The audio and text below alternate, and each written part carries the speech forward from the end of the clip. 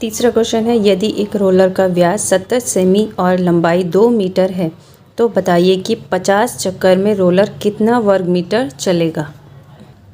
देखो, जैसा सवाल में दिया है कि 50 चक्कर लगाने में रोलर कितने वर्ग मीटर चलेगा, तो सबसे पहले ये देख लेते हैं कि अगर रोलर एक चक्कर लगाएगा तो वो कितना एरिया चलता है। ठीक है, यानी हम देख लेते हैं कि जो चक्कर लग रहा है वो आखिर किस तरीके का एरिया कवर कर रहा है। और रोलर आपके कौन से आकार का होगा, बेलनाकार का होता है। इसे एक उदाहरण के थ्रू समझते हैं। मान लीजिए ये रोलर मान लीजिए ये बेलनाकार का है। ठीक है, अगर ये यहाँ से चलना शुरू करता है, यहाँ से चलना शुरू करेगा और ये वापस यहाँ तक, यानी पूरा एक चक्कर लगाने में उसे यहाँ से यहाँ तक इतना एरिया कवर करना पड़ रहा है। और ये एरिया जो कवर किया है वो क्या है, ये पूरा रोलर का चला हुआ भाग, यानी ये जो वक्रपृष्ठ यूज़ हो रहा है वो एक चक्कर को चलने में इसका पूरा वक्रपृष्ठ का क्षेत्रफल यूज़ हो रहा है। इसी तरह इसमें हम क्या निकालेंगे, 50 चक्कर का। तो हम पहले रोलर का वक्रपृष्ठ निकाल लेंगे, वक्रपृष्ठ निकालने के बाद इसको 50 से गुणा कर देंगे। सबसे पहले जो दिया है रोलर का व्यास, तो रोलर का व्यास यानी d बराबर दिया है, d बराबर 70 सेंटीमीटर में दिया है। और लंबाई दी है आपकी, लंबाई यानी ऊंचाई दी है 2 मीटर। अब यहाँ देखिए ये सेंटीमीटर में दिया है तो ये मीटर में दिया है। हम क्या करेंगे, इसको भी मीटर में बदल लेंगे। तो 1 मीटर में हमारे पास पता है कि 1 मीटर में 100 सेंटीमीटर होता है। हमें किस में निकालना है, सेंटीमीटर में। तो 1 सेंटीमीटर बराबर कितना हो जाएगा, 1/100 मीटर। कितना सेंटीमीटर बदलना है, 70। तो 70 सेंटीमीटर बराबर 70/100 मीटर, यानी भाग करेंगे, 0 से 0 कट जाएगा और 0 है, यानी एक संख्या के बाद में आपका क्या लग जाएगा, दशमलव, 0.7 मीटर। इसको यहाँ लिख देंगे 0.7 मीटर में हो गया। और आप पूरा हल ना करना चाहें तो सीधे 7/10 भी यूज़ कर सकते हैं।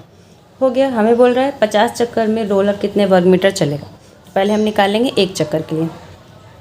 एक चक्कर में रोलर,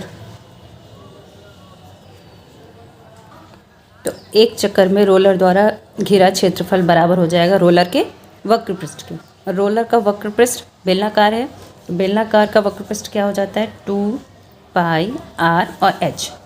2 ऐसे ही आएगा, पाई का मान 22/7, r का मान चाहे तो 7/10 लगा लीजिए, ये 0.7, तो ये हो जाएगा 0.7 इंटू h आपका कितना है, 2 है।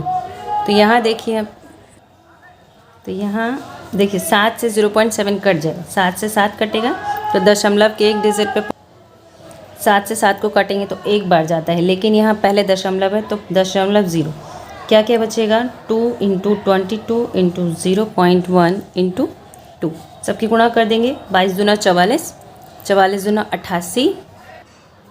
यहाँ कुछ गलती हुई है, यहाँ पे हमने d का मान लगा दिया, वो हमें पहले निकालना पड़ेगा r।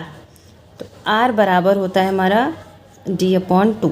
तो r का मान है 0.7 और यहाँ पे 2, तो 0.7/2 r की जगह लगाएंगे, तो 0.7/2 यहाँ पे लगाएंगे तो 2 से 2 भी कट जाएगा, तो ये वाला 2 हमारा नहीं बचेगा। तो 22 दूना 44, 44 की इसके गुणा करेंगे तो 4.4 मीटर में है, तो आपका आंसर अभी किस में आएगा, वर्ग मीटर में। ये हमारा अभी पूरा आंसर नहीं है।